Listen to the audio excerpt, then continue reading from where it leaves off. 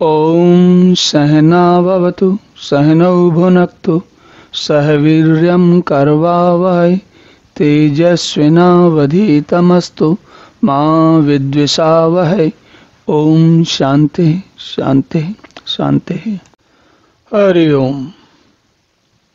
तो भगवान कहते हैं अव्यक्तात् व्यक्तयः सर्वः प्रभवन्ति अहराग में रात्याग में प्रलीयन्ते तत्र एव अव्यक्त संज्ञके। संपूर्ण चराचर भूतगण अव्यक्ताद्वय व्यक्ता, जो अव्यक्त हैं कैसे, जो अभी अव्यक्त हैं वो व्यक्त होते हैं, जो व्यक्त हैं वो अव्यक्त हो जाते हैं। तो इसी प्रकार ये जो आवृत्ति है, साइकिल है, वो चलता रहता है। क्या मतलब हुआ? तो भगवान कहते हैं कि संपूर्ण चराचर भूतगण ब्रह्म के दिन के प्रवेश काल में अव्यक्त से अर्थात ब्रह्म के सूक्ष्म शरीर से उत्पन्न होते हैं और ब्रह्म की रात्रि के प्रवेश काल में उस अव्यक्त नामक ब्रह्म के सूक्ष्म शरीर में ही लीन हो जाते हैं। अब ये सोचिए, महाभारत और गीता 2500 4000 पता नहीं कितने हजार साल पहले लिखी गई। तो तब हमारी जो लोगों ने उनकी बुद्धि के मतलब ये यहाँ पर प्रशंसा करनी पड़ेगी, कैसे उन्होंने सोचा, लिखा, या जो भगवान ने साक्षात महर्षि व्यास को बताया। क्या बताया? उन्होंने बताया कि सारा जो भूतगण है वो ब्रह्म के दिन के प्रवेश काल में, मतलब जब जैसे हमारा दिन आरंभ होता है, हमने देखा है सुबह दिन होता है तो रात्रि छट जाती है और धीरे धीरे सूर्य का उदय होता है, उजाला होता है, प्रकाश होता है, सब कुछ दिखता है। दिन भर हम अपना काम करते हैं, शाम जब का समय होता है तो अंधेरा हो जाता है, हमारे काम धीरे धीरे स्थिर हो जाते हैं, रुक जाते हैं, हम आराम करते हैं। रात्रि में हम निद्रा करते हैं, निद्रा करने के बाद हम अगले दिन सुबह उठते हैं और फिर से अपना काम करते हैं। तो दिन और रात्रि की इस प्रकार आवृत्ति चलती रहती है।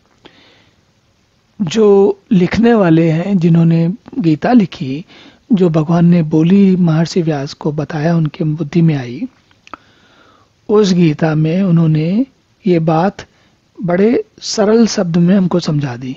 कैसे?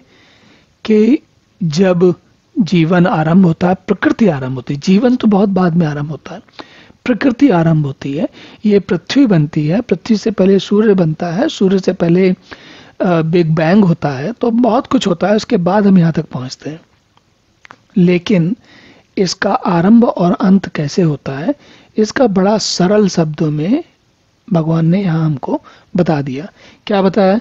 कि ब्रह्म के सूक्ष्म शरीर से सब कुछ उत्पन्न होता है और दिन भर चलता है और ब्रह्म के सूक्ष्म शरीर में लीन हो जाता है। जब रात्रि होती है तो ब्रह्म के सूक्ष्म शरीर में लीन हो जाता है, वापस समा जाता है, और यही आवृत्ति पुनः आती जाती रहती है।